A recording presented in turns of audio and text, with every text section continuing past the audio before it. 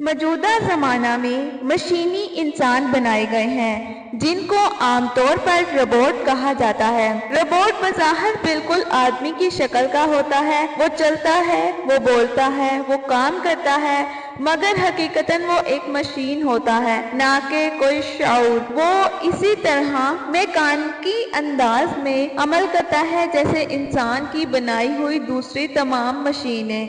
London کے ایک دفتر میں ایک روبوٹ رکھا گیا تاکہ وہ چپراسی کے طور پر کام کر سکے۔ یہ روبوٹ جب تیار ہو کر دفتر میں آیا تو دفتر کے خاتون سیکرٹری مس جینی سیف نے اس کو آزمائشی حرکت دینا چاہا۔ وہ روبوٹ کی بیٹری جانچ رہی تھی کہ روبوٹ حرکت میں آ گیا۔ وہ سیکرٹری کے پیچھے چلنے لگا۔ اب یہ صورت ہوئی کہ خاتون سیکرٹری آگے آگے بھاگ رہی ہے اور آہنی مشین اس کو پیچھے سے دوڑا رہی ہے۔ روبوٹ اس طرح چل رہا تھا گویا اس نے کنٹرول قبول کرنے سے انکار کر دیا ہے۔ اس بھاگ دوڑ میں ایک نیا ٹاپ رائٹر ٹکرا کر زمین پر گر پڑا اور ٹوٹ گیا۔ بالآخر بڑی مشین سے روبوٹ کو قابو میں لایا گیا۔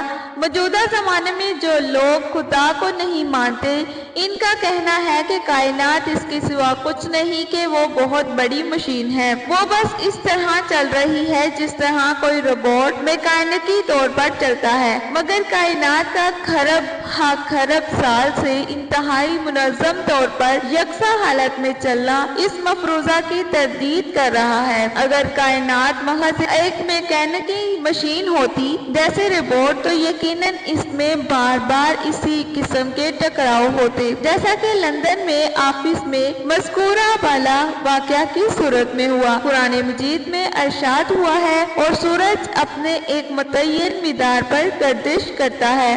یہ زبردست علیم ہستی کا مقرر کیا ہوا اندازہ ہے اور چاند کے لیے ہم نے منزلیں ٹھہرا دی ہیں یہاں تک کہ وہ پھر کھجور کی سوکھی شاخ کے مانند رہ جاتا ہے۔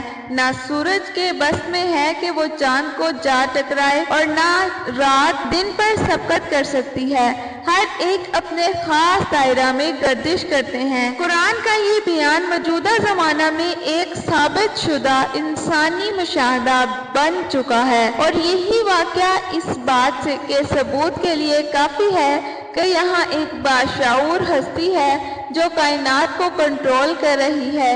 اس کے بغیر کائنات کے اندر یہ تنظیم اور یہ باقاعدگی اتنی کامل صورت میں ممکن نہیں ہے۔ کائنات ایک مشین نہیں ہے، اس کو بنانے والے اللہ تعالیٰ کی ذات ہے اور اللہ تعالیٰ نے اس کو اس قدر منظم انداز میں تیار کیا ہے کہ کوئی بھی اس کو جھٹلا نہیں سکتا اور کوئی بھی اس کو ایک جگہ سے دوسری جگہ ہلا نہیں سکتا۔ اللہ تعالیٰ نے سمندر جہاں رکھنے تھے سمندر وہاں رکھے، انسان کو جہاں رکھنا تھا انسانوں کو وہاں رکھا، جنگلوں کو جہاں رکھنا تھا جنگلوں کو وہاں رکھا۔ کائنات میں جو بھی چیزیں نقل کی جاتی ہیں وہ اس کائناتی خدا کی بنائی ہوئی چیزوں کی نقل کی جاتی ہے۔ جو بھی اللہ تعالیٰ کوئی بھی چیز بنائے، اگر کوئی پینٹنگ کرنے والے کو دیکھا جائے تو وہ پینٹنگ کرتا ہے اس نیچر کو دیکھتے ہوئے، نیچر کی چیزوں کو وہ پینٹنگ کرتا ہے،